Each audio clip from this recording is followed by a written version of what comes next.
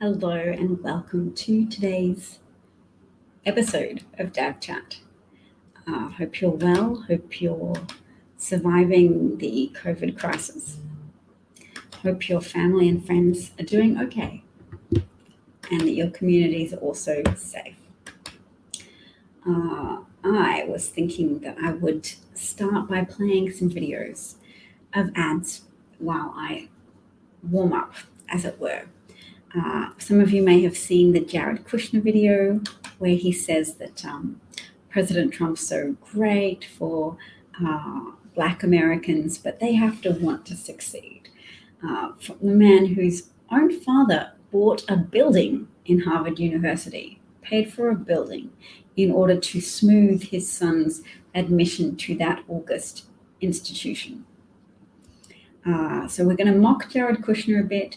We're also going to look at some videos illustrating the negligence, the murderous direction of Trump's actions and inactions in relation to the COVID crisis. Now, I've long argued that someone as untethered from truth as Trump is very obviously a threat to the life of millions of human beings, because I have family members who survived the Holocaust and family members who didn't survive the Holocaust. And I know from my understanding of that history that when someone comes to power by weaponizing pre-existing community animosity towards certain minority groups, they always have to escalate, because you have to keep feeding the beast you create. When you weaponize people's emotions and use that to short circuit their logical brain, their emotional beast that you've awakened needs fresh meat. You have to keep trying to show that you're a strong man by increasingly overturning norms of behavior and standards. So Trump has overturned a lot of standards, and people that have hitched their identity to his white identity wagon have had to defend children being torn away from their parents, including breastfeeding babies being torn away from their mothers and then put in care facilities and then given to foster parents and possibly even adopted whilst their parents have been deported, and no accurate records kept of the names or contact details of their parents, which has made it extremely difficult for judges' orders for the reunification of those family members to occur. So there's still 545 outstanding cases of children who haven't been reunited with their parents. And it's a crime against humanity. It's a moral outrage. I offer to make donations to charities that will help facilitate the reunification of those children, or you can take a vote on it. There's also a GoFundMe for one particular child who's been reunited with her family, but who is suffering from the effects of incredible trauma from being apart from her family for a protracted period of time. We have a comment that says JK's initials summarize his worth as a human being. Oh, nice. Calling Jared Kushner a joke. I endorse that. All right, so we're going to watch a little bit of Trump's admissions about the coronavirus, and in contrast with Biden's approach. The president has no plan. That's true. He hasn't laid out anything. We use the word herd, right? Once you get to a certain number, it's going to go away. Like a herd mentality, it's going to be herd developed. He does mean herd immunity is what we're going for. Anybody who knows anything about epidemiology will tell you that that is nonsense and very dangerous. Herd immunity is another word for mass murder. You're sacrificing many members of your population, especially your senior citizens and people living in assisted living programs. Black, Hispanic, and Native Americans are still being disproportionately infected, hospitalized, and killed by the virus. If you allow this virus to spread as they are advocating, we are looking at 2 to 6 million Americans dead, not just this year, but every year. I'm releasing a plan to combat and overcome the coronavirus. This is going to go away without a vaccine. We will lead by science. Masks matter. It saves lives. It prevents the spread of the disease. Yeah, no, I don't take responsibility at all. Public health professionals must be the ones making our public health decisions. We're not going to control the pandemic. It is what it is.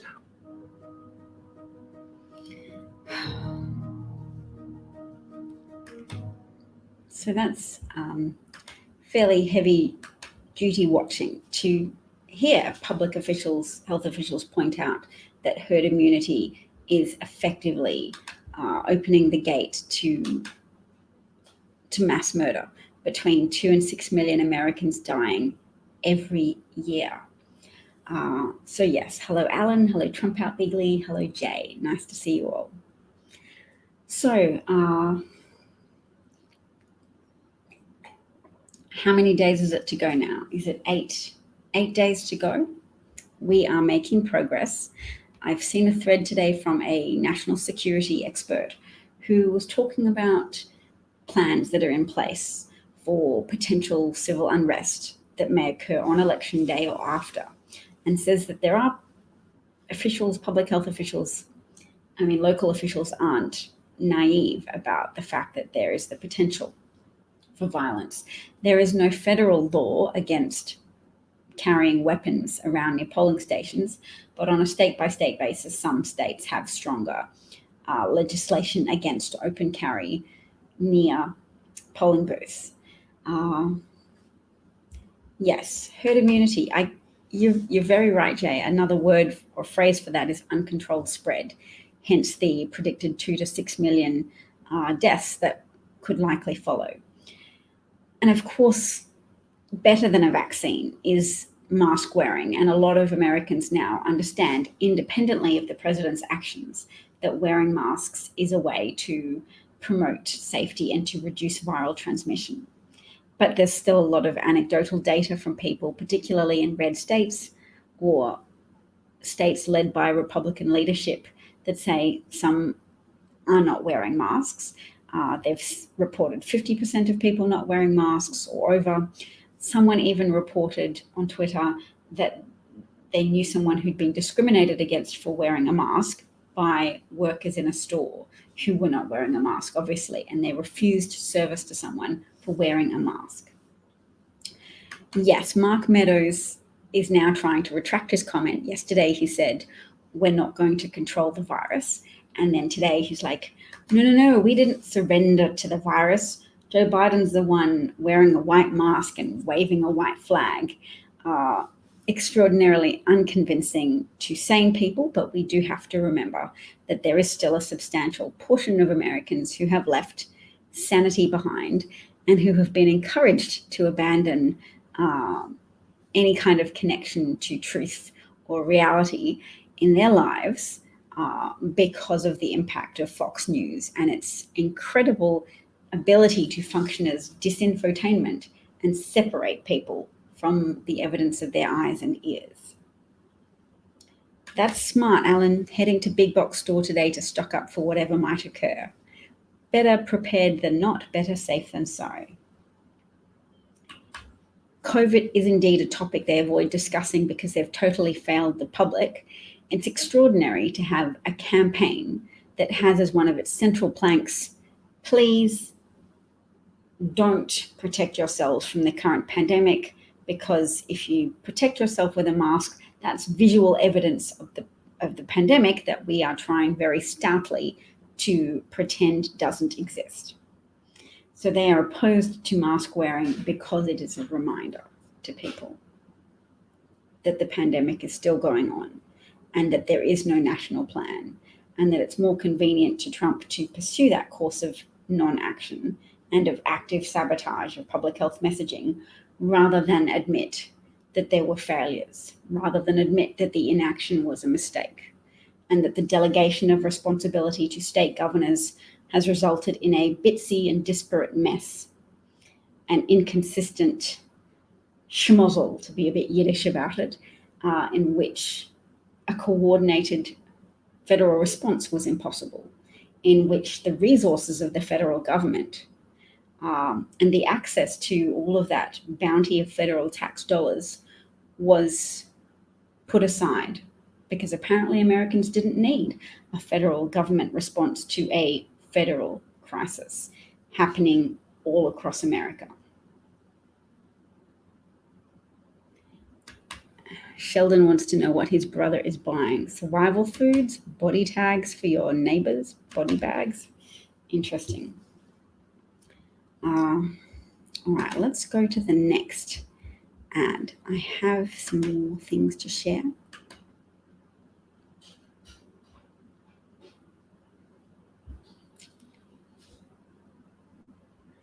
So that particular video was called Trump Surrendered, if you want to look it up for yourselves and share it.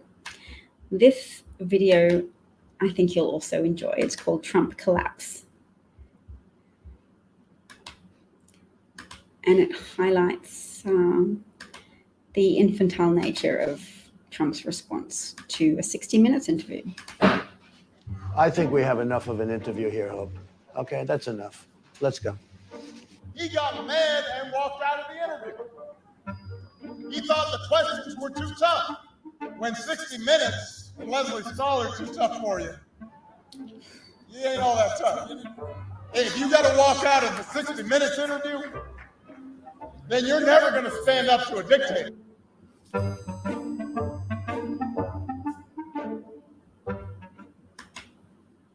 I think we have enough of an interview here, Hope. Okay, Don't that's mute enough. Don't mute your brother. No sibling rivalry, please. But look, a lot of medical professionals tend to have very dark humor. And I think yesterday it was offensive to some people, and I apologize because I took someone to task when they said non-mask wearers are stupid. And I was like, let's not dismiss them as stupid. Let's hold out hope that we can bring them round to sanity and build consensus and persuade people to wear masks. But that wasn't very sympathetic of me. I'm not living right now in the United States where everybody's risk of death and disability is significantly increased by the stupid choices that non-mask wearers are making. And yes, to a degree, they are victimized by the massive psychological ops being conducted by the Trump administration, the fire hose of disinformation that a lot of us are resistant to because we have worldviews that inoculate us to that. We don't identify as Republicans and Trump voters. That kind of disinformation can be very powerful on people who have decided that Trump is the only source of true information, who have been brainwashed by the repeated utterance of fake news, don't trust the media. It's a brainwashing technique, I think in many ways pioneered by Adolf Hitler, who would call the German press Lügenpresse, meaning fake, lying media. And Trump used to have a collected copy of My New World Order, Hitler's collected speeches, by his bedside table, according to his first wife, Ivana Trump, confirmed by Trump himself when asked by a Vanity Fair journalist. He admitted having such a book and only sought to excuse it by claiming a Jewish friend had given it to him. One of his friends, a film producer person from Hollywood, did give it to him. They're not Jewish. I think they're racist themselves, and they thought it would be an interesting book for Trump. I think he was very interested in it. I think he learnt a lot, and he trialed out his ideas on the American public, tried out his borrowed ideas. Another characteristic of the Fourth Reich, the Nazi regime, which not many people know, is that a lot of their leadership were extremely mentally altered from the copious consumption of mind-altering drugs. And the same thing, I would argue, is the case with Trump, as evidenced by his often heavily dilated pupils. You know those black circles in the middle of your eye? They're bigger if you're on drugs. Normally, they're bigger in the dark. They're bigger to absorb more of the available light. But when you're under bright light, they shrink, except if you're on drugs. So there is circumstantial evidence to suggest Trump takes Adderall. There's also more confirmatory evidence from a showrunner who worked with Trump and his daughter Ivanka on The Apprentice, and Noel Kassler claims to have seen Trump snort Adderall, it's not altogether surprising. I think people would know that helps people. Drug consumption can help people stay in a place that's removed from ordinary morality. So it gives them power. And Trump supporters are people whose lack of morality has led them to jump on board the Trump train and embrace that feeling of powerfulness, that shared omnipotence, that glee in offending others and hurting people and rejoicing in the distress and pain occasioned by their behavior and the actions of the president whom they voted into power. Back off, troll. We're not having any of your anti-democratic election sabotaging nonsense here. Get the hell out. You are banished.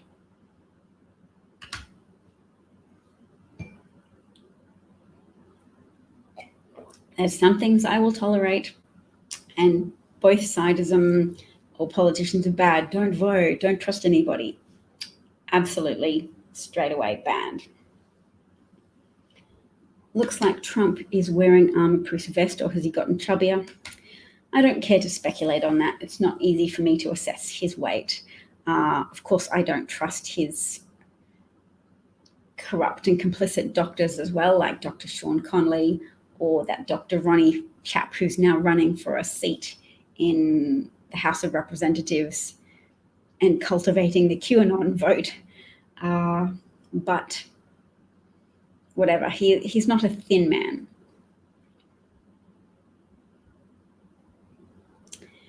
That's a nice point. I'm enjoying you making it, Sheldon, that Biden has committed his life to public service and is an example of patriotism. Oh, sorry, I've left Trump up on screen there, but at least in the screenshot, it was gratifyingly unflattering. We'll have a tiny listen now to Jared Kushner be racist, and we will condemn him and mock him because he is pathetic. All right, so Trevor Noah made the point. That's right, black people. You have to want to be born the son of a multimillionaire real estate tycoon, which is what Jared Kushner's father was. I mean, he did also go to prison for organizing a prostitute to sleep with his brother-in-law and have a private detective take photos of that and then hand the photos to his sister. So Charles Kushner went to jail for his participation in that scheme. But yes, Jared's still been one of those wealthy,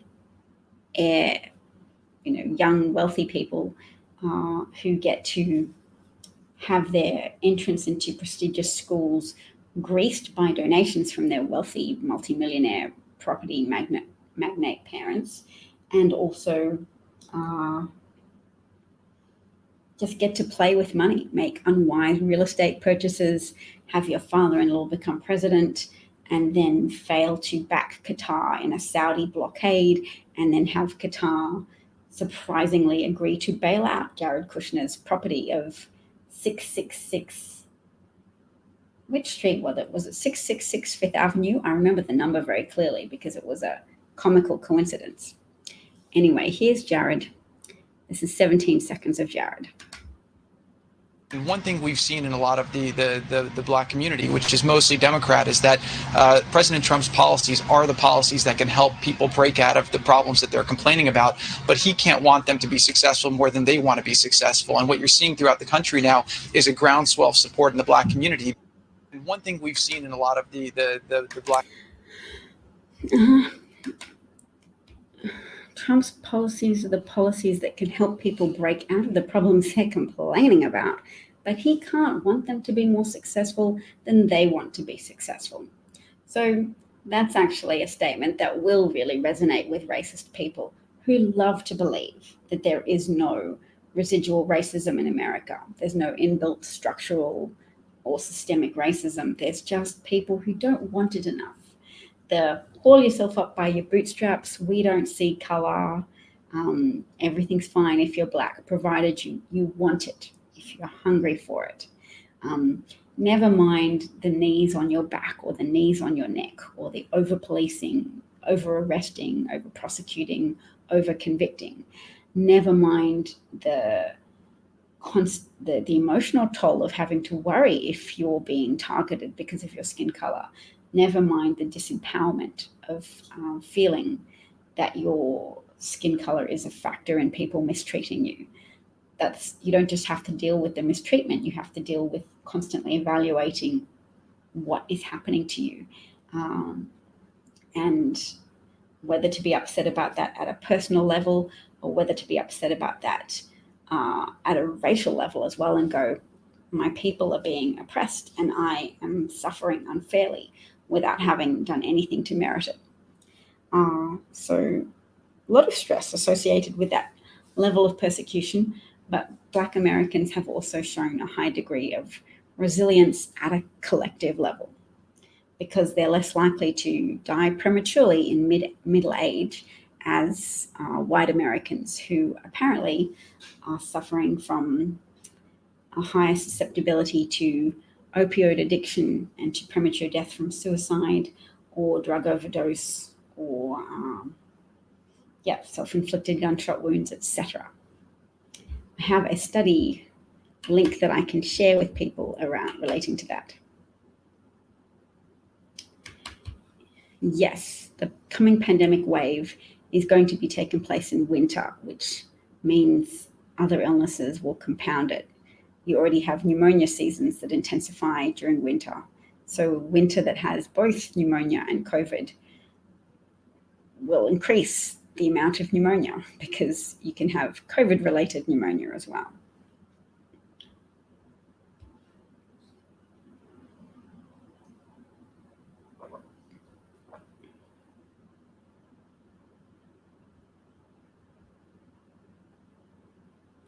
Sheldon's worried that perhaps Trump is afraid of assassination. Yes. Eileen is sure that the separated children who still haven't been reunited with their parents number more than 545. Very probably. I think you're right. There's some further children who, separately to the missing parents problem, there are some children who are missing as well. I haven't got mine yet, but I will do that. And at the moment, I'm luxuriating in being in a country with no cases of local transmission at the moment. No cases. And that's nice and feels safe. And I feel happy for my children, and I feel reluctant to move to the United States. That's still our plan for the end of January, but we have the potential to delay that move. And I think with statistics of COVID looking as they do in the United States, that it's reasonably likely my family will elect to delay a move to the COVID hotspot. Hello, Paul. Nice to see you. All right.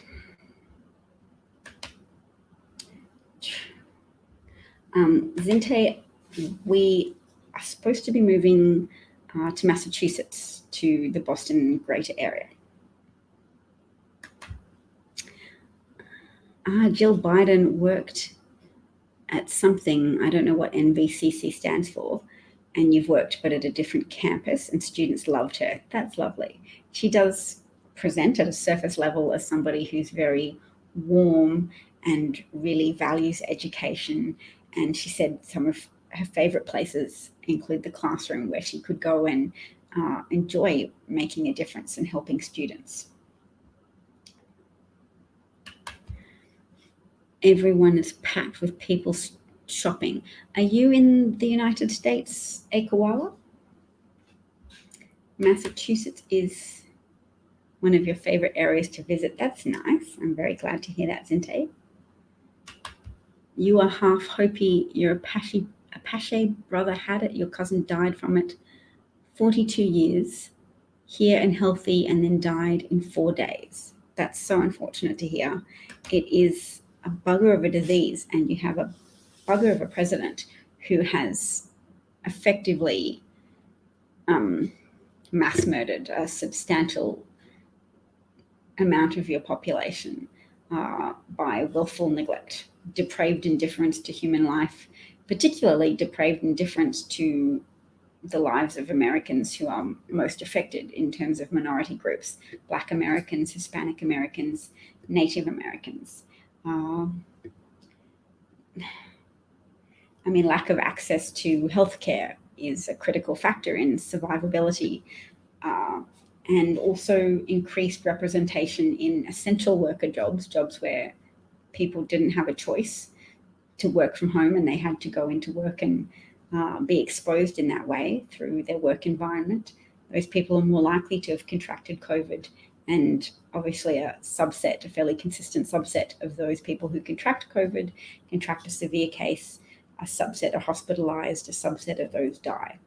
The graphs are fairly constant in showing cases uptick, then hospitalizations uptick after a lag, and then deaths. You're in Podunk, Texas. Do you just have an affinity for koalas? I would like to then apologize to you on behalf of the Australian people, because we are wretched and have elected a wretched government that is selling off protected areas where koala populations live, and thus pushing the koala population in Australia close to extinction. It's really unfortunate. Koalas have been through so much. There was a bushfire that the government failed to take action on, despite having been warned that it would be more severe and problematic than bushfires in previous years. You are a koala, okay. So the gyms, the malls are all full, everything more so than usual. That's extraordinary. El Paso has just had to open a field hospital to contend with all of the hospitalizations.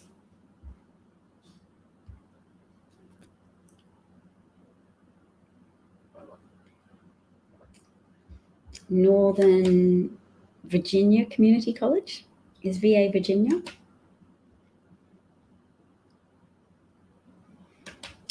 That's sweet. Can we? I think that person merits a muting.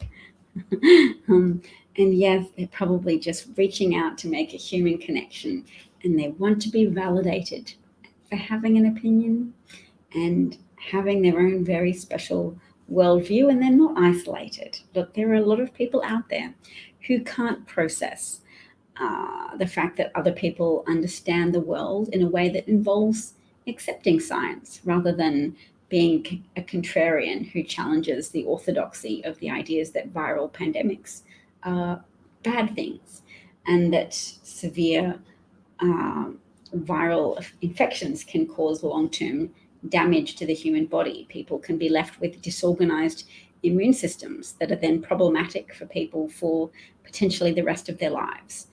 And that in the midst of this pandemic, with its escalating cases and escalating hospitalization rates, that the administration would be in court, with the court case being heard before the Supreme Court on November the 10th to end the Affordable Care Act and thus end legislated protection for people with pre-existing conditions. So the babies born who need operations on their heart in order to live, the people who have diabetes or cancer, or who are women and therefore capable of falling pregnant, all of those pre-existing conditions will allow insurance companies to refuse to insure people with those conditions. And Trump may comically claim over and over again to have a healthcare plan that is going to be just magically so much better and magically cover all of these conditions without in any way, shape, or form being on paper or available to the public. Kayleigh McEnany, Trump's press secretary, handed Leslie Stahl a big stack of paper saying, "That's my healthcare plan," or "That's what I've done for the United States healthcare system." It was just a book with some executive orders referenced in it and some congressional measures, but not a healthcare plan.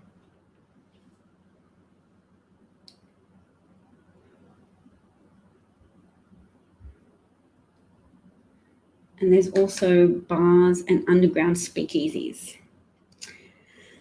Oh, that's sad. Now, would you describe your area in Texas, Podunk, is that more of an urban or a rural area? Because I hear that the divide between rural and urban areas in the United States is becoming very evidently a political divide. It was before, but urban areas are consolidating their support for Biden, and rural areas are more likely to have voters that reject science, support Trump's rejection of science, have this very fervent contrarian attachment to a thumbing of the nose against what they perceive as wokeness on the left, which is an occasionally awkward, cumbersome, but overall well-intentioned movement to ask people to be more mindful of American history and more mindful of the harm done by colonization, by mass murdering Native Americans, by enslaving people from Africa, and then involuntarily bringing them to the United States, profiteering off their forced labor and death and suffering, and then selling them and selling their children away from them. There's a movement to get Americans to take off the blinders with regards to their own history. And it doesn't have to involve weakness or perpetual apologizing. It just has to involve a degree of moral courage. You can cope with life accepting that profiteering off enslaving people is bad. You can cope with life without having to view yourself as part of a superior race. It's difficult for some people to do that because they were brought up with that as a cornerstone of their identity and a cornerstone of their foundational worldview, to think in hierarchical terms and to believe of themselves as belonging to a superior race. So we understand that adjustment is difficult, but it does begin with honest textbooks. And there's been a lot of dishonesty in American textbooks, and the movement to correct that is sometimes viewed with suspicion by people who say change is destabilizing and dodgy.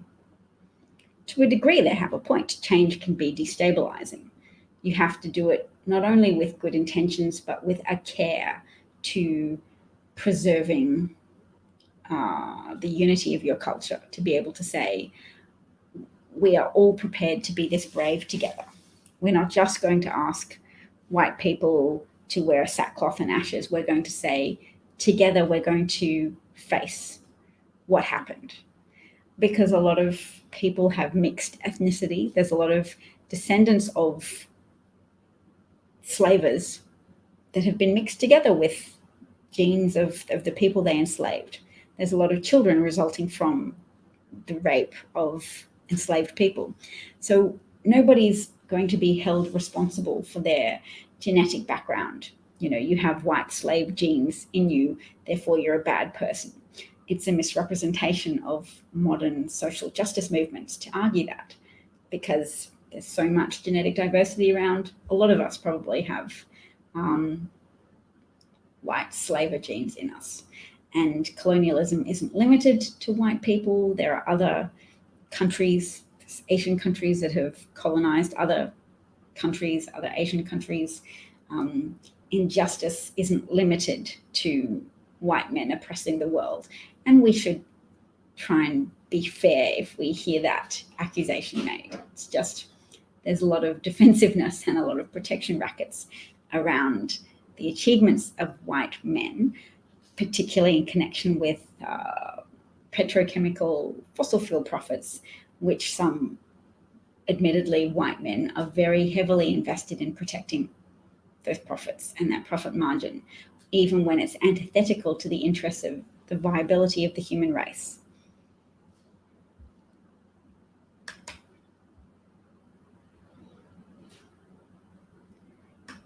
Aim higher.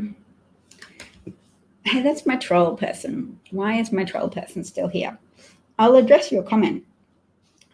People are worried about COVID and they want a plan to address this pandemic, which, because it's unaddressed, it's prolonging the economic pain and suffering of Americans, as well as endangering the health and safety and comfort of Americans, saddling them with millions of dollars or hundreds of thousands of dollars of hospital debt, saddling them with long-term conditions that have arisen as a function of damage from moderate to severe COVID-19 infections.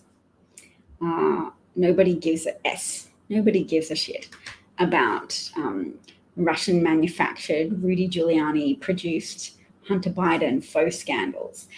Rudy Giuliani has his own very real scandal in which he's prepared to lie on his back in a hospital bedroom alone with a very young blonde alleged journalist and stick his hand down his pants. So that's what I think of the Hunter Biden alleged scandal. It's a non-event, and the media appears to at least learned, in a collective sense, learned a little bit of the lesson of 2016, which is don't allow right-wing media figures to launder Russian propaganda to be used to undermine the integrity of America's election systems.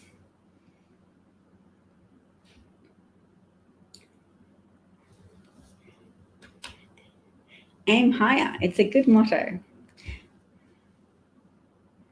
Adultura to the stars. Texas is up for grabs. I said hello to Michelle, I think. Texas is up for grabs. It's been Republican for years, so people are like, look at this function of Trump's terribleness.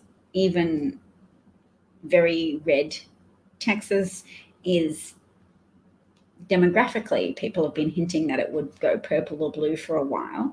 And Trump's infamy as a leader is prompting high youth turnout, high suburban women turnout to reject Trump. There's big queues. There's a lot of high early voting turnout, and you can't even just assess votes by party affiliation because some Republicans are now voting for Biden. There's been a concerted campaign by some former Republican political strategists, and they know how to appeal to Republican sensibilities. They know how to reassure Republicans that Joe Biden isn't about handouts. He's about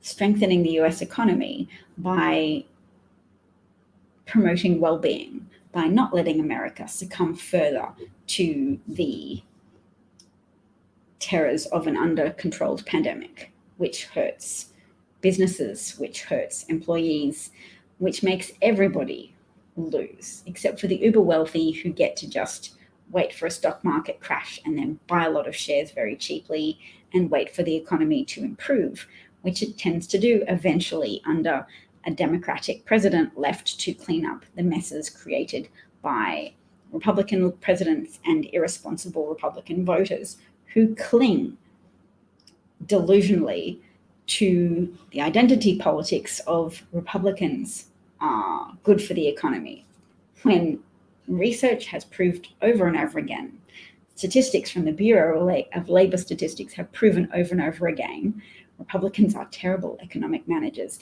They habitually give favors to their donor classes, and it ultimately puts too much pressure on middle class and lower classes who then struggle economically, who then constrain their spending, which contracts the economy, which creates a self-perpetuating further constriction of consumer confidence and a further contraction in consumer spending, particularly when Republican leaders don't use the available tools of government to encourage spending through the inaction of stimulus measures.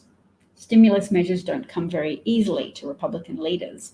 They don't believe in Keynesian economics, which is actually a very well-established and very verified branch of economics, but hasn't been confected as much of the Republican branch of economics has been around a desire to subvert democracy and reinstitute segregation as much as possible.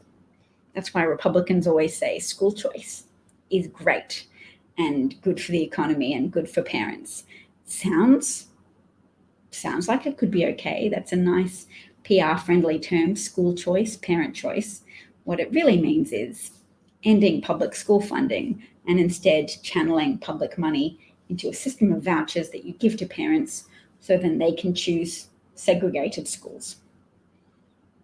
Because big government is actually the mechanism by which America has seen progress against racism, has seen progress towards a more perfect union and to better inclusion and integration of people from different ethnic or cultural backgrounds. That's been big government that's done that. Big government, progressive justices being appointed to the Supreme Court and choosing to no longer discriminate against Black Americans by sucking up their taxpayer dollars but not delivering quality schooling, by saying, no, you can only go to these lesser funded schools for Black children. You can't go to the same schools. You can't enjoy the same privileges as white children in these better quality white schools, but you have to still pay tax with this colorblind tax rate. The Dow is down. Let's have a look. The Dow is down, 2.9%, yes. Volatility is 31. Ooh la. So it's just been hovering around near 32 for the last hour or so, which is high. 32 is high on the volatility index. And let's have a look at this direction of the Dow. The Dow keeps going down. Okay, and let's look at that over the course of a week down. So I would say that Mark Meadows' comment that we're not going to control the pandemic is a bad one for the stock market, and that's why he'd be trying to walk it back today and trying to instead deflect with a criticism of Joe Biden and push his words onto Joe Biden to say, I'm not surrendering. We're not surrendering to COVID. It's Biden waving a white mask of surrender. Masks are the new vaccines. They are the only effective vaccine, and that's likely to persist for the foreseeable future. You may have heard me say my husband works in a related field and has said before that, yes, vaccine productions take time. When you rush them, you don't come up with quality vaccine candidates either, and that it's unlikely a vaccine will be widely available before at least the middle of next year, if not the end of next year. Mark Meadows slipped, and he was under pressure because of Mike Pence having 5 staff, including his chief of staff, Mark Short, have positive results for COVID. And that information, they were trying to hide it, but intrepid reporters apparently were able to find that out.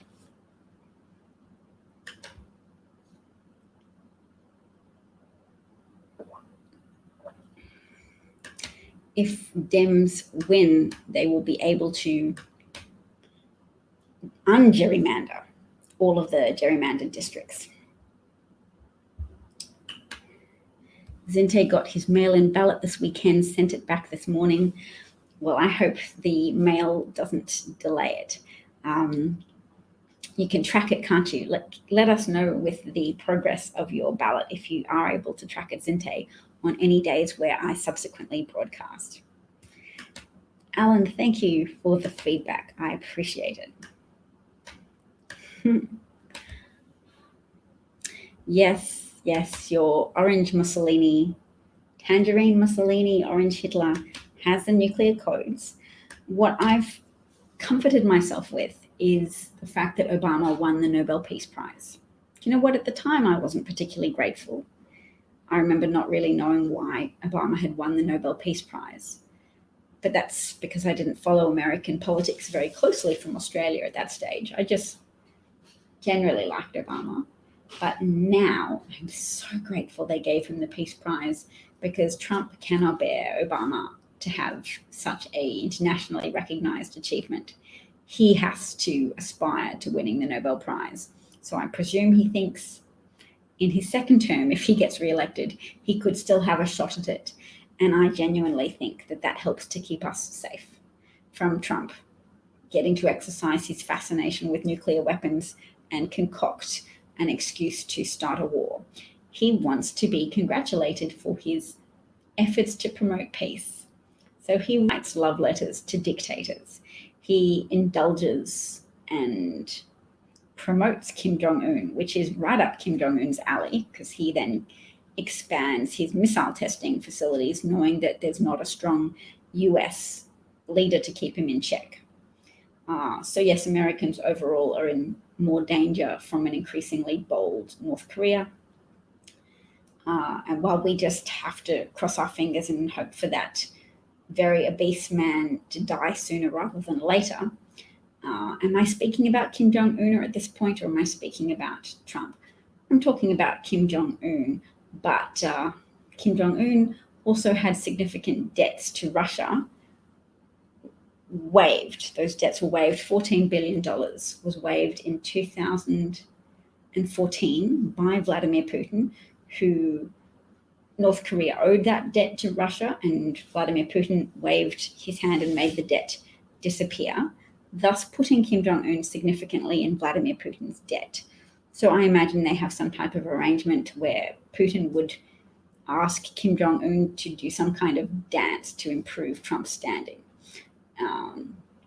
But there's a limit to how much you can manipulate Kim Jong-un and North Korea to try and make Trump look good. After a while, it just wasn't really making Trump look good anymore. It's making him look ridiculous and weak with the purported love letters to a dictator who's murdered many of his immediate family members, as well as murdering millions of his own citizens through famine, neglect, and also just putting them in re-education camps and killing them and torturing them.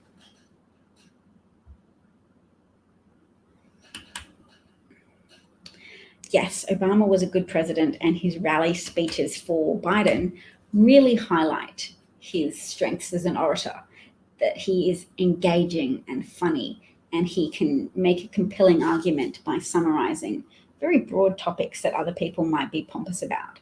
But Obama at his best is the opposite of pompous, and he cuts right through to the key arguments, to laugh at Trump for storming out of his interview with Leslie Stahl and saying, if Leslie Stahl and 60 Minutes are too tough for you, you can't stand up to a dictator.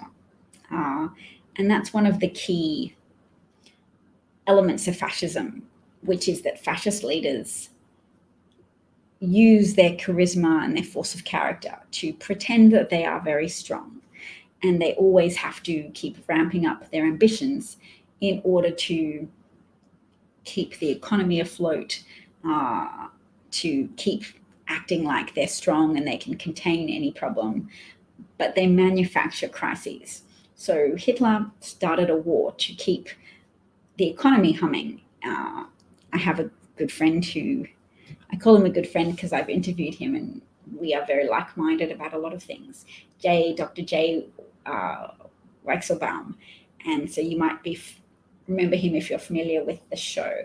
I'm going to try and organize an interview with him again soon. He was arguing that, yes, Hitler needed to go to war because fascists stay in power through their ability to emotionally manipulate a significant segment of the population. It doesn't have to be the minority, but if you can keep your fan base 30% or more rapidly enthused about you, then you can stay in power. And it can paper over the cracks of other people's suspicions of you because you can just point to a solid mass of 30% going, hooray, Trump is Germany, or Hitler is Germany, or Trump is America. Criticize them and you are unpatriotic. That level of passion and enthusiasm can often intimidate other people into just staying quiet or even into just accepting the status quo as unchallengeable. So a war helped Hitler, but COVID doesn't help Trump because it devastates the economy more than Trump needed. Trump needed a little bit of economic devastation to distract from the economic harm caused by his tariff policies. But this is so much economic devastation that it makes it harder for Trump to pretend that his economic management skills are in any way, shape, or form good. And America collectively needed something pretty severe to break that mythology of Trump's business competence that was clearly so cemented into a majority of white America's minds that they couldn't shake that belief that Trump was just resilient and good at dragging himself out of a business hole, so would be good at turning the corner for the American economy as well, which is bollocks. Trump is a day trader, a gambler, cavalier with other people's money, cavalier with taking on bankruptcy and screwing his creditors over and over again, providing reduced funds to subcontractors who he owed money to. So yes. Zente's off to work. Thank you so much for dropping by.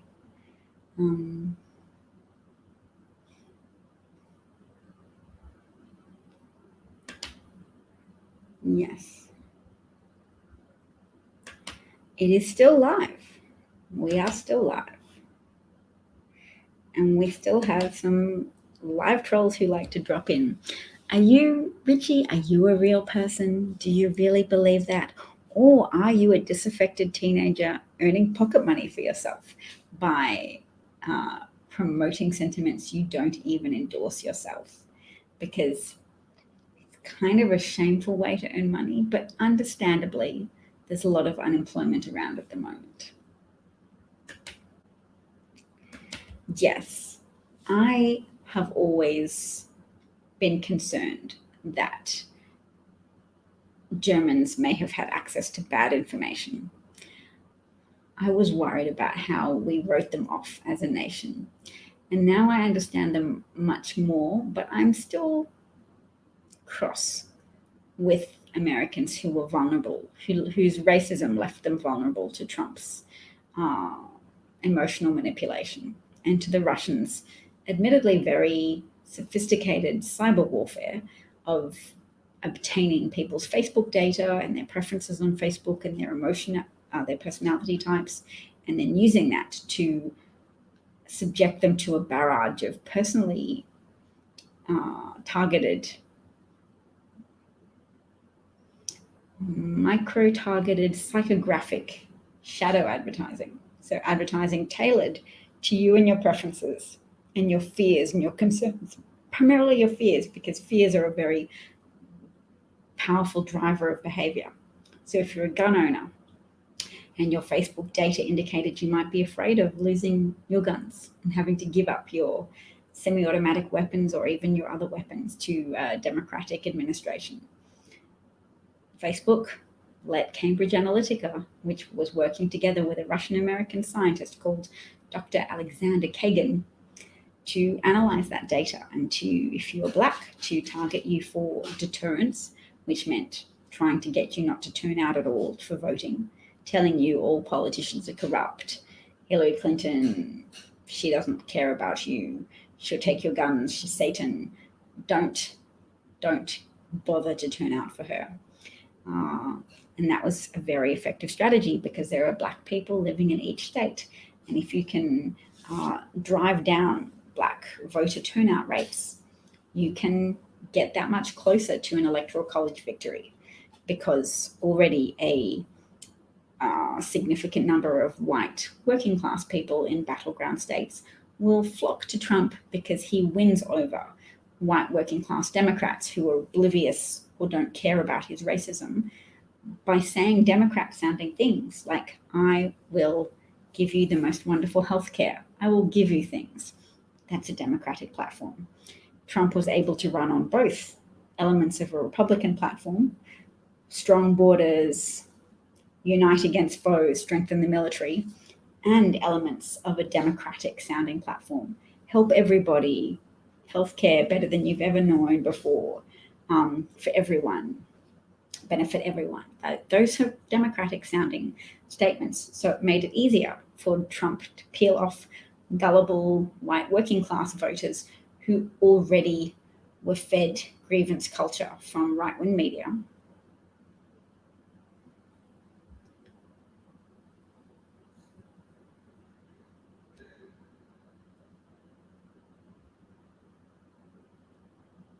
Sheldon would never buy a German vehicle.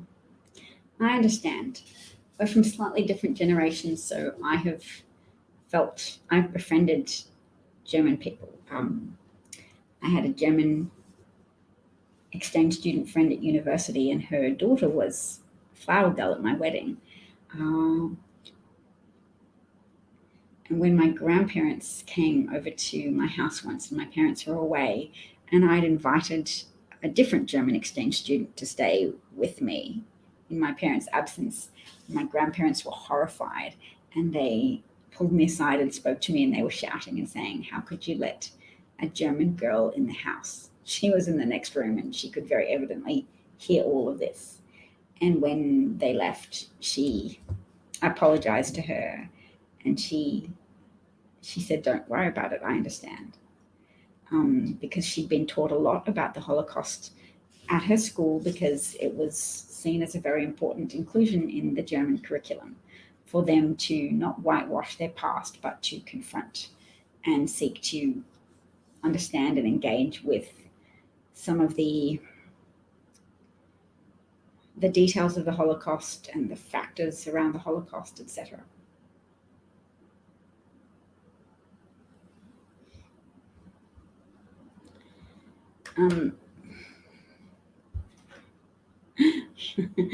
I don't understand the argument that you're making, but Kushner absolutely is a big old racist.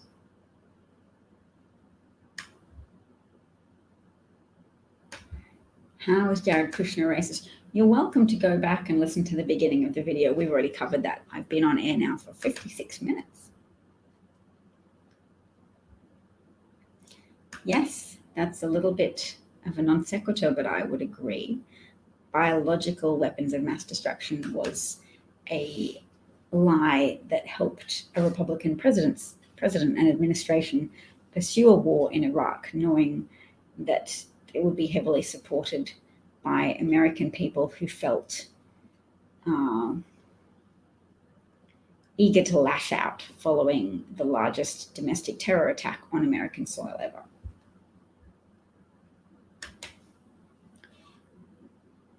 Okay.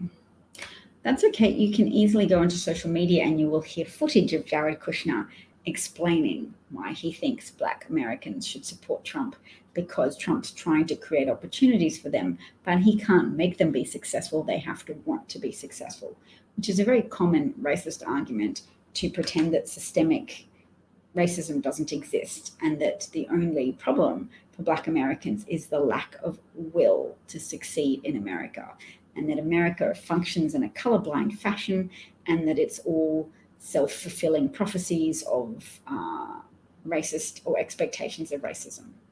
So that is why Jared Kushner is a racist, because his father bought a building in Harvard to get him in, to help grease his pathway to admission. Jared Kushner is the son of a criminal, multi-millionaire real estate tycoon who hired a prostitute to entrap his brother-in-law. Prostitute had sex with his brother-in-law, and Jared Kushner's father, Charles Kushner, hired a private detective to take photographs of that sexual encounter and give those photographs to his own sister of her husband with a prostitute. And for that particular crime and those series of crimes, Charles Kushner served some time in prison. And in fact, the Attorney General, I think at the time, who prosecuted Charles Kushner's crimes was Chris Christie, which has created some animosity within the Trump camp between Jared Kushner and Chris Christie, who has been for a while one of Trump's supporters, but who may be slightly reconsidering that loyalty after he contracted COVID-19 in the debate prep room with Trump prior to the first debate, and who then spent some significant amount of time in an ICU ward because of that COVID-19 diagnosis. Oh my God, I'm trying to figure out how you've never seen a racist Jew. There are many, many racist Jews. This is a troll and I shouldn't be wasting my time, should I? Stephen Miller is a racist Jew, so I shouldn't be talking to someone who doesn't even think it's possible. So far outside of your experience, could a Jew ever be racist? Yes. Yes, I'm Jewish, but I'm perfectly capable of accepting that there are instances of Jewish people who, like anybody else from any demographic, have the capacity to be racist, to be antisocial, to commit crimes against humanity, and to just be a terrible person. We are not somehow removed from the weaknesses and temptations of human nature that every demographic group is susceptible to.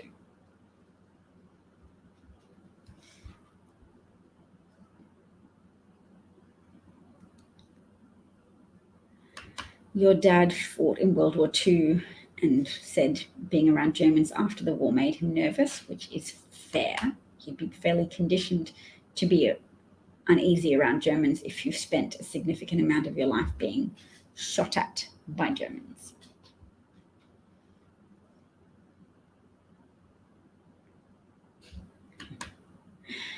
Could I be racist? Well, as the Avenue Q song says, we're all a little bit racist to varying degrees. We're not a homogenous blob, and we all come with exposures to our lived environment.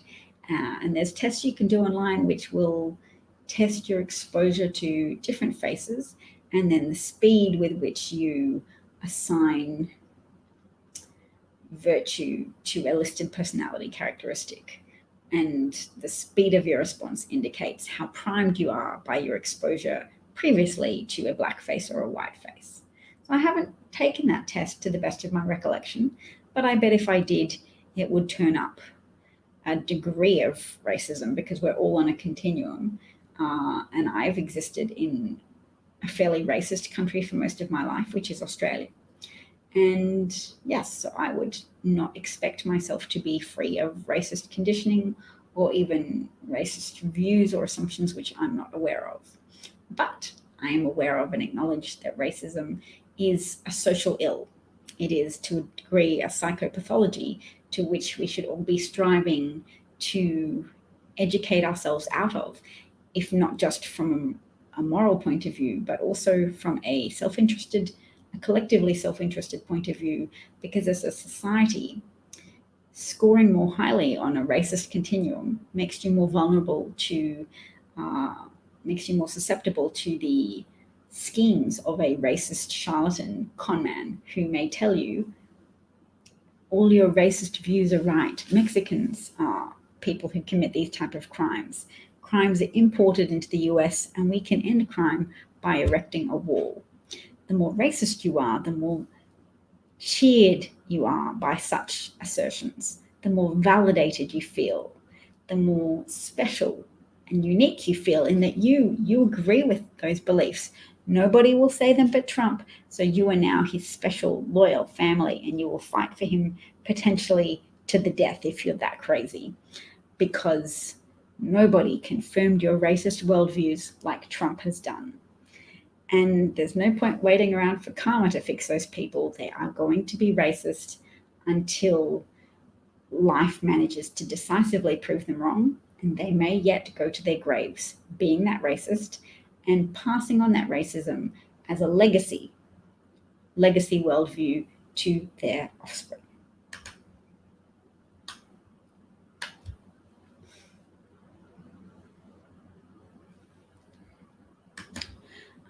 Eileen is pointing out that Roy Cohn was all about, if you say a lie repeatedly, it helps that view be adopted by the public. Roy Cohn didn't pioneer that point of view, of course. It also was articulated by Hitler's Minister of Propaganda, Goebbels. The piano is not really mine. It's not a real background. It's a green screen that I have up for convenience so that I don't have to organize my bookshelf to look interesting. If we're aware of and take action and self-reflect, we can at least identify any racist tendencies and seek to combat them. True. Wisdom Philly, they can be voted out on the 3rd of November, but they will not leave office until the 21st of January when it's inauguration. But it is to be hoped that the humiliation is so profound that someone of Trump's mental and emotional composition will potentially flee the country earlier or just do something to step down from office. Or he could otherwise stay in office and be very spiteful and vengeful, and that's a concern as well. Is it January the 20th? Okay, January the 20th. Trump Out Bigly used to live with Southern racists and had to evolve above them and recover from their influence after you left them. See, we all go on our journeys, and I'm very glad you were able to make that journey. Do you think that helps you be compassionate to other people who haven't made that journey yet? Or do you think, having managed to do that yourself, you just feel more contempt for people who haven't been able to do that? Sheldon lives in a bastion of rednecks, and it's not easy. My sympathies. In Ohio, you know your state is racist, so if Trump wins Ohio, you won't be surprised. Yes, Ohio is very red from what I understand, isn't it? Your father was in the United Navy. Is that the Navy? For 20, yes, that would be the Navy. For 23 years, active duty in the Pacific. Was also a cryptographer and communication expert for top secret US communication. He told you as he was passing that Trump is nothing but a braggart, liar. Do not trust him ever. Yeah, well, that sounds like good advice. Trump is a braggart and a liar who was never a genuine successful billionaire, who was only ever a successful performer, who performed the role of a billionaire and was able to con multitudes of investors as well as multitudes of bankers. And this is a very important point, that there are rednecks everywhere, not just in the South. Indeed, white Christians of various backgrounds, evangelical and also Catholic and standard Protestant Christians, white Christians, have been shown to score higher than the rest of the population on indexes of racism.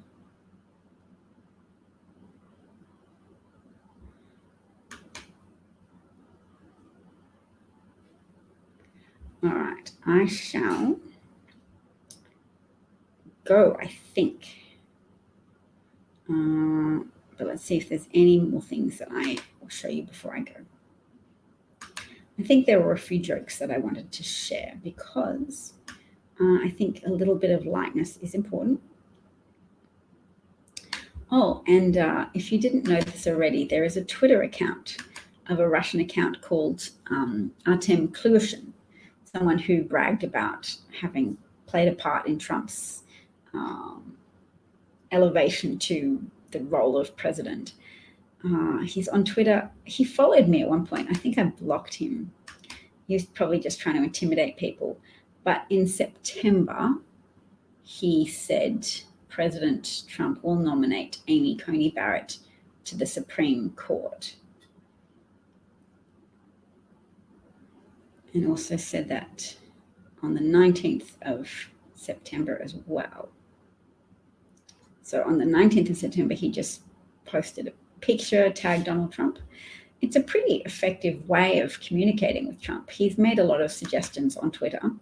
So there's no way to confirm that Trump is reading those tweets or responding to them, but there's been a fairly significant pattern of things being tweeted by that account and then certain behaviors being adopted by Trump.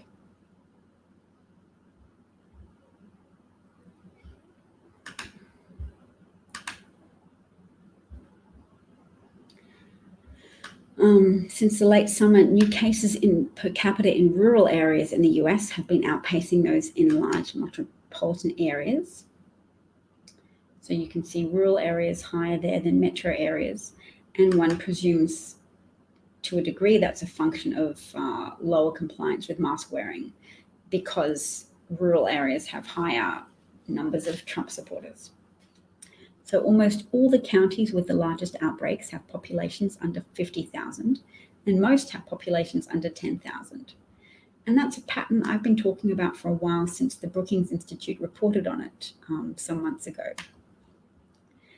Someone called Gloria Teacher said, waiting in line to vote. Somebody pulls up and asks, how long have you been waiting? Some guy yells back, 4 years. Haha. Funny joke.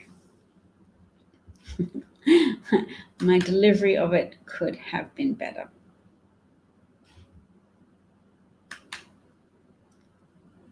The only respectable response to Amy Coney Barrett's appointment will be to add judges to balance out the court. I agree. And I think once Biden's elected, he at least made the issue less contentious by saying he would appoint a bipartisan working group to examine the issue. But I think any bipartisan group of note that's not still loyal to Trump will accept that it was unprecedented when Republicans blocked an Obama appointment because it was 237 days before the election. And then here they are 8 days before an election, likely to confirm, well, certain to confirm Amy Coney Barrett today. They're hell-bent on it. Mitch McConnell has pushed through whatever health crisis was causing his hands to go all purple and bruised and to have bruises on his lip and upper temple.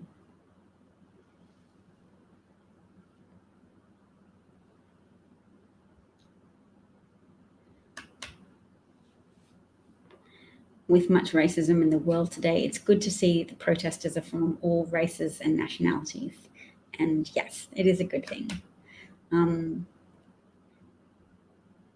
So much as we decry increasing division or polarization, a lot of America has come together over the ability now to see past excuses for law enforcement. George Floyd's murder, captured on celluloid, illustrated for people that there was no way out of that death. There was no way to pretend that police officers had acted with respect for George Floyd's life. His life was held in contempt, and the onlookers asking for people to check his pulse or to allow him to breathe. Those were ignored because George Floyd's life was viewed as of little to no consequence by Derek Chauvin.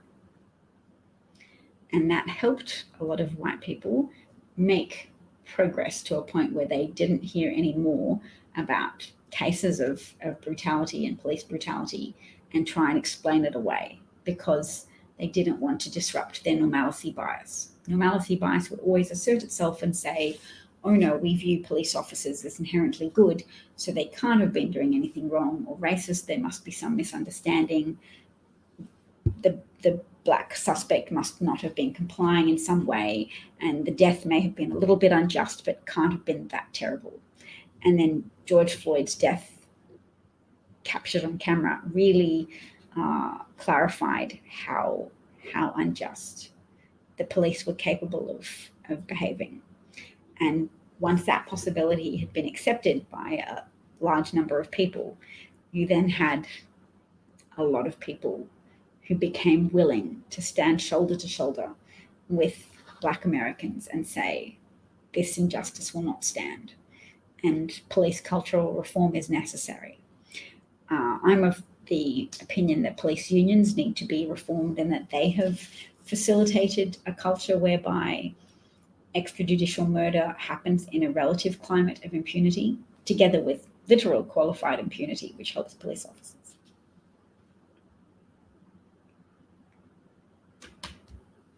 Oh, I'm glad. Well, that's such a beautiful comment. I'm taking a photo. Oops.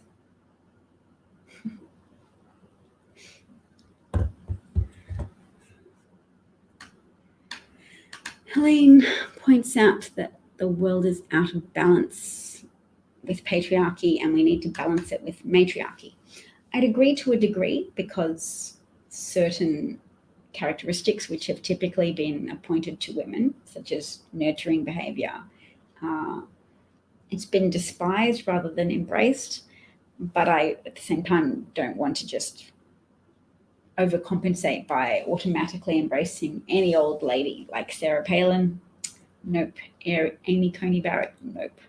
I don't want to automatically say a man is acting antithetically to society or acting antisocial and a woman might be behaving in a pro-social way. I think that itself is quite dangerous. I don't believe Amber Heard. I don't believe Tara Reid. I think evidence points very strongly to those two being abusers and victimizers of men in their lives. And yes, I help Alan manage his anger over injustice. That's good. When we experience emotions, I believe that's part of our subconscious trying to help us achieve clarity. So when we feel anger, it's trying to tell us, change your approach or change your understanding because this is not okay. And once we find a way to be active about something we think is unjust, we are calmer.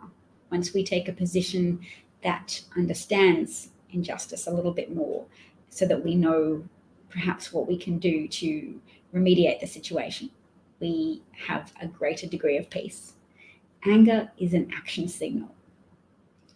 Find a pathway, find an understanding that works for you to see a way forward. Anger means your judgment is clouded. Your brain is telling you something is unsatisfactory here, and I will feel more peaceful when I have reflected and found out what is wrong. Anger is a red alert saying, examine what's happening, examine how you feel about it, think hard on what might need to be done, and you will be more at peace, and this emotion will resolve once you have identified a mental adjustment that needs to be made or a course of action you want to pursue.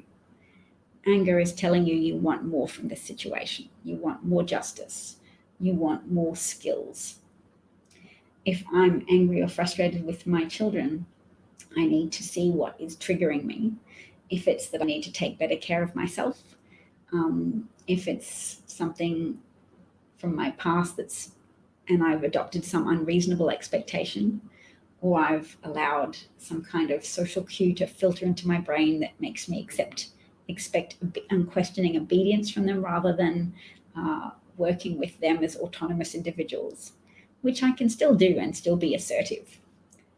This is my breaking news for you guys, actually, which is, sorry, and I don't mean to leave your quote up there, which is that a book I want to write helps to have a title. It helps to consolidate your book writing energies. My working book title is Strong Language Choices Weekly Illustrated. So I'm going to try and do some drawings for little homilies illustrated by situations of engaging with children and engaging with politics and engaging with the media, whereby you want to advocate for strong questions to be asked and not for people to just passively accept a framing that might be damaging. So, yes.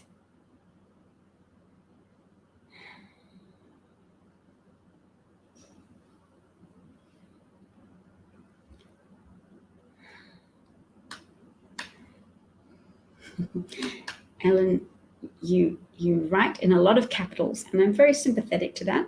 You are having some strong emotions. I'm finding it difficult to relate to the way you spell women. You're putting the word womb in women, and that's novel, and you're showing innovation there. I haven't seen it anywhere else. But yes. Rose, well, thank you as well. I'm glad. Oh, because you got your chores done. Excellent. Yes, I understand that there are some women who promote the patriarchy, and I would agree with you about Amy Coney Barrett.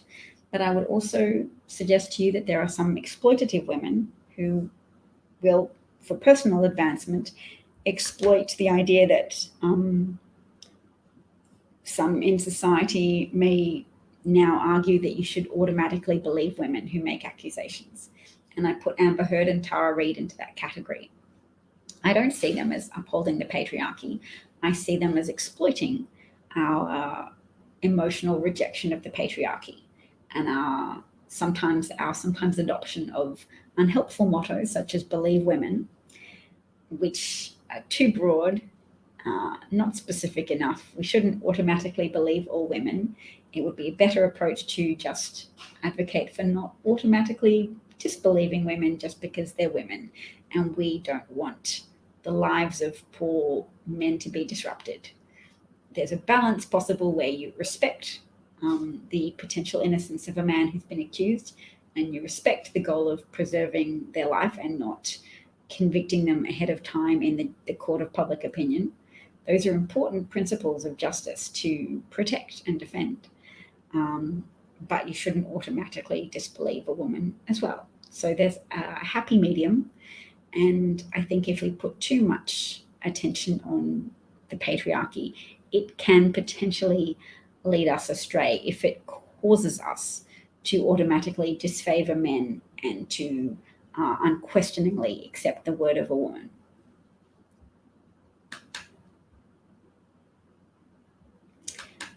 Well, that's good, Eileen.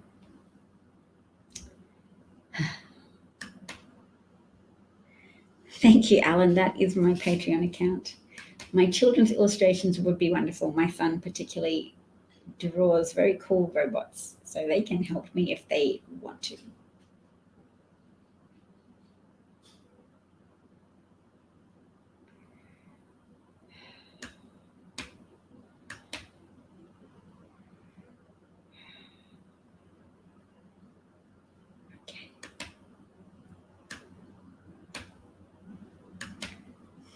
Thank you, Alan. Much appreciated. There is a fine line because it has to be taken on a very case-by-case basis, and that's what the law does. So as conscientious citizens of any given nation, that's what we should try to do as well. There's always points at which we will make unconscious assumptions and our unconscious loyalties will come into play. But if we try to maintain a healthy respect for principle, at the same time acknowledging we might already be preconceptually biased in favor of men or in favor of women, could occur in either direction. If we try and retain the capacity to self-reflect and to be open to evidence and the understanding that evidence may change and revelations may be made and people like authority figures who we thought were acting in good faith may turn out to have perverted or misrepresented evidence. Those things happen in criminal cases, and we should be prepared to accept that they will happen also in the court of public opinion.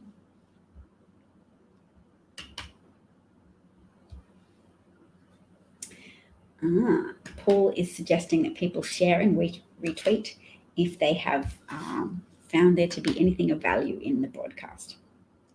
Thank you. Writers resist because artists are the conscience of culture, and tolerance becomes a crime when applied to evil. Oops, I meant to leave that up for a little bit longer. There you go, Thomas Mann. I'm not familiar with his work, but his name rings a bell.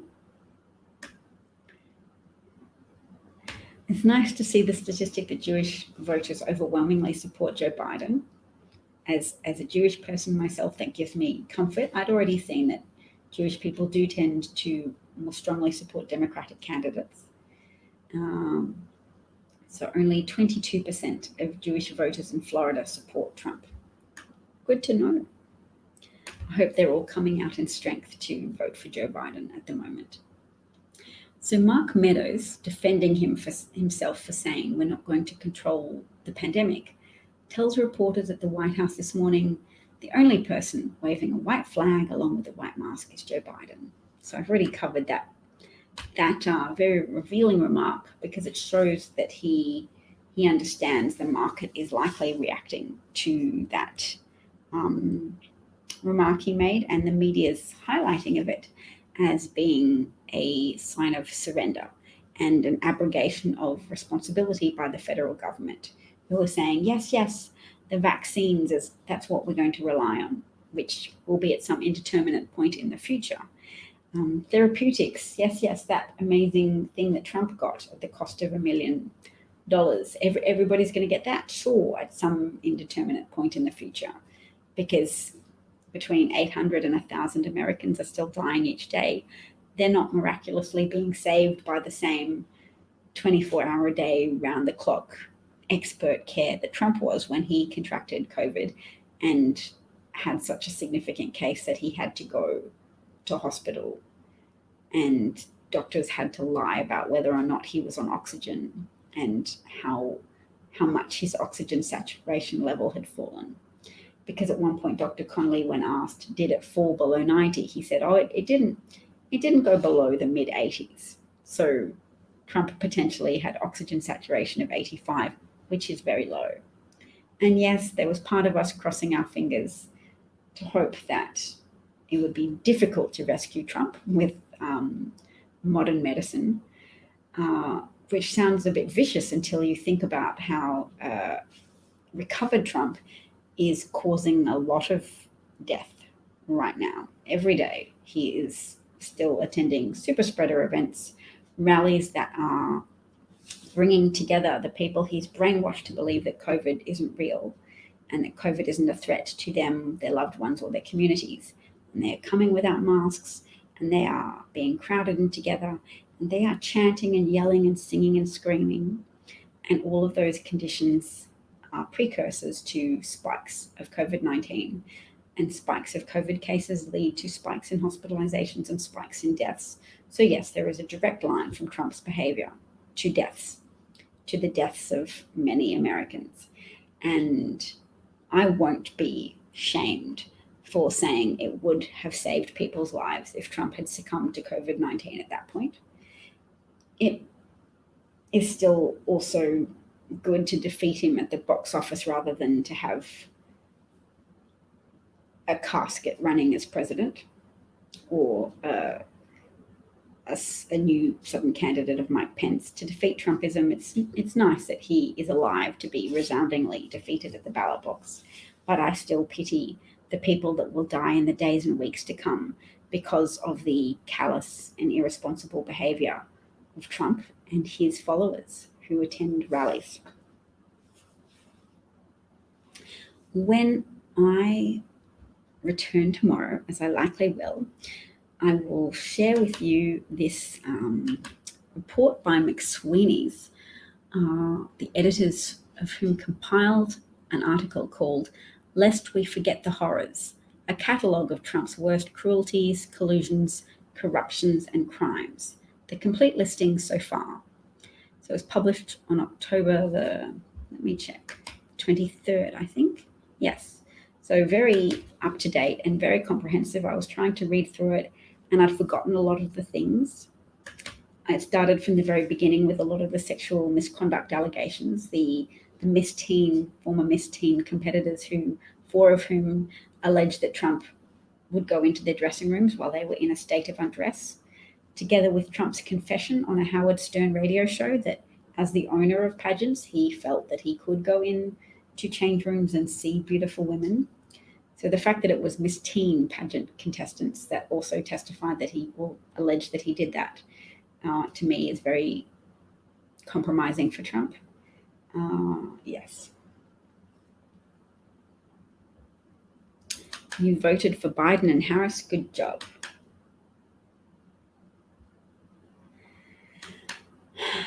I believe that you understand racism. And you are not only Hopi family, you also have Jewish blood and you are married to an Israeli. Your polling place have changed from the primaries. So have many more in Pennsylvania. Changed for the better, Molly, or changed for the worse?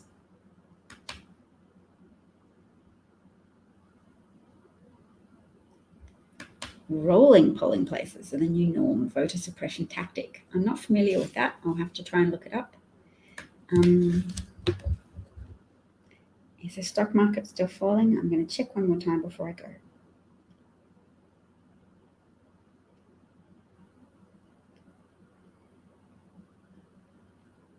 Still seems low, fallen 3.42%, and volatility is still climbing. Okay.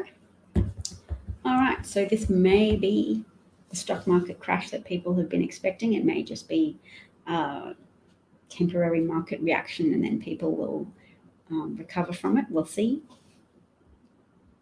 And yes, I agree with you that Epstein and Trump have both been accused of raping a 13-year-old girl, and that was during 2016. There was a civil suit brought against them both. Epstein was alive. Trump was running for president.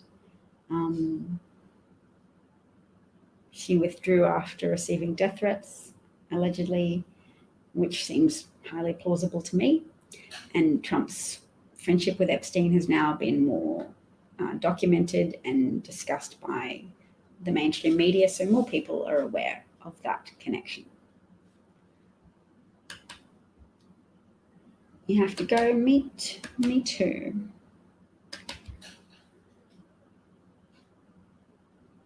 So your polling place is now 2 miles away from you, but before it was a block. But Pennsylvania has added more polling places, so that's good. All right, folks. Well, thank you again for, yes, Epstein, Trump, Dershowitz, and yes, that connection is not salubrious. And I've always felt very sorry for anybody who's shaken Trump's hand in his capacity as POTUS, because once people are more broadly aware of his crimes, or if they become more firmly established in the public consciousness, then there will be a lot of revolted people. But now that he's effectively orchestrated the death of so many Americans, there's more to feel sorry for than people who inadvertently shook the hand of someone who had committed a lot of very disgusting crimes. There's a lot of people now to be sorry for who have watched their relatives die over FaceTime, or people who've suffered and choked to death, essentially suffocated by themselves without family members, in isolation, in fear. And that will continue, and that's likely to escalate during winter, with a likely additional 200,000 dead between now and the end of the year. Because, of course, even when Biden wins the election, it's going to be a long time till he is, or it will feel like a long time until he is inaugurated on January the 20th. Is it the 20th or the 21st? 20th, I guess. And then the 21st is the beginning of his tenure. But I hope he's elected and that he starts to say things that people adopt more broadly if people accept that Trump lost, and that people start to listen to Joe Biden, more broadly speaking, and take the mask wearing advice seriously, that there is more of a coordinated message from everybody in high profile positions to say, please, please reduce the spread of COVID. The deaths are going to escalate, and it might not be anybody you love, but think about, care about others in your community who have loved ones who don't wish this fate on people they love. I hope that the media keeps or escalates escalates their dedication to representing the stories of people who lose loved ones in these conditions, whose grief must be so hard to bear in the context of a president who has displayed such willful negligence, willful indifference towards American lives, because it's been a plank of his re-election platform that the pandemic doesn't exist and doesn't require federal action. And he abandons you because the pandemic is not convenient to his re-election narrative. Thank you, Alan. Thank you, Molly. I've seen lots of Ronan Farrow's work. Thank you. Thank you, Trump Out Bigly. It is a horrible death, suffocating in fear and alone. Bring a friend to Dav's broadcast. Thank you. That's a good idea. I'm always here. Pretty much 90% of the time, possibly even more. I'm taking everything I've got to the mat of helping people. So because I can't donate or take action myself directly to promote the success of a candidate, I can't phone bank or call. I'm not particularly going to recommend either other people phone bank or call at the moment either. I think battleground states voters are probably feeling all contacted out at this point. But there might be things you can do to help people standing in line.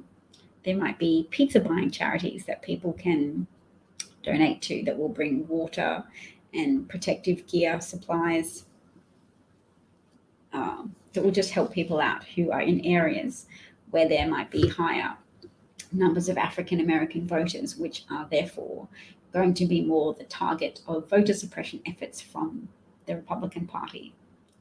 So I'm going to recommend you can Google those charities if you want to find a way to help in these final days, or if you want to support the Joe Biden campaign, because I think they're going to ramp up advertising in Texas now for this last push to help Texas and Georgia turn blue, because if those states turn blue, it will really help with the safety of Americans. It's almost like buying people's safety, because the more evident the election is a landslide victory for Biden, the less disputable the results will be, and the lowered likelihood of armed people causing civil unrest and attacking and murdering Americans. I saw a thread from a safety expert who said violence breeds in the grey. So if the election results are more grey, it's easier for violence to occur. If the election is more decisively a landslide for Biden, that's going to be lives saved. Yes. Alan says only 14 donors. It's true. I have 14 Patreons, 14 patrons, but each of them is very much appreciated. Look, I'm always still surprised and find it extraordinary that anybody is my Patreon, really. I'm an Australian commenting on American politics, and I've devoted all of my free time, essentially, to learning about American politics and trying to come to grips with Trump's actions and the Republican Party's actions to provide an informed commentary on this subject. But you still have all of the resources of American media at your disposal. So for anybody to endorse and support my work, I think is amazing. And I'm always gratified and empowered by it. I have people who are my Patreon for $1 a month. I have people who are my Patreon for larger sums. All of it is extraordinary. All of it is much appreciated.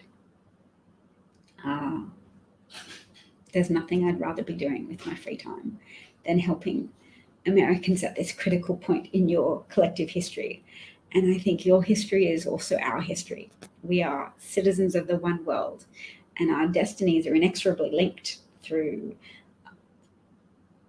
human-wide problems such as climate change, which is an existential threat to the human race. It's a problem for my children and my own future, my family's future. It's a problem for everyone. And with Trump in power, that calamity is pursued at an accelerated pace. So I'm happy to be able to be here connecting with you through the magic of the internet. And I thank you all for your support. League of Rainbow wants to spread the word. Thank you. Thanks, ABS fan. Norma Jean's already voted. Well done. Some Periscope broadcasters provide a link to Venmo and PayPal too. That's a thought. Thank you for introducing it. I appreciate novel suggestions as well. I'm grateful for your support and encouragement, Alan. And Sheldon, thank you also. Kim, cheers. Also good. That's a high five for Norma Jean for voting. Excellent, yes. Oh, the Dow's down 900 points. Hooray. Not hooray as in it's going up a bit and then down a bit again. Hooray for it happening before the election rather than after, because I know Trump will try and say that the Dow will only fall as a response to Biden's election, whereas the Dow seems often quite perky about the prospects of Joe Biden being elected. But I think the Dow is probably not happy that Mark Meadows made it so evident that the administration intend to not lift a finger in any concerted way to save American lives and to save the American economy.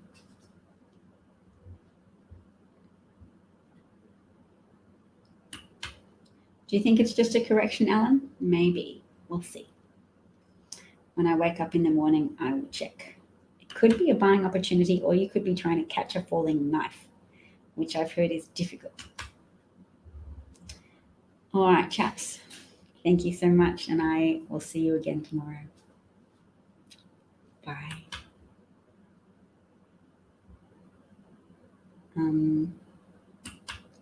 What were you kidding about? You were kidding that the Dow's fallen 900 points?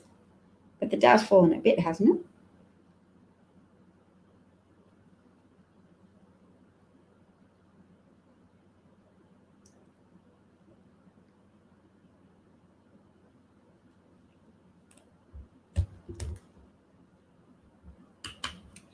Bye.